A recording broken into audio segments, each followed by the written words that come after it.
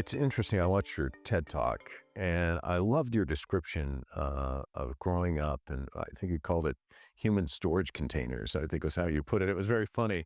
But then you showed the picture, and I was like, yeah, I totally get that. And actually, I'm staying in a place right now where I'm like, it sort of feels like that kind of a place. But it does kind of impact you as a person. Can you talk about that upbringing and the thought of actually describing it that way to an audience? Yeah, it's interesting because I was an architect for 27 years before taking on this position as director of the Office of Planning and Community Development for the City of Seattle.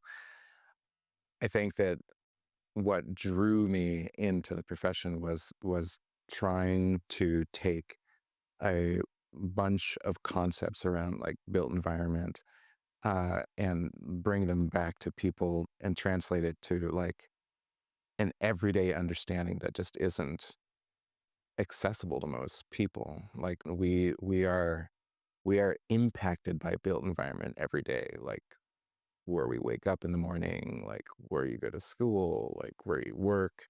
Um, and it does affect your psyche. It affects like how you feel, how you think, like just how you move through space.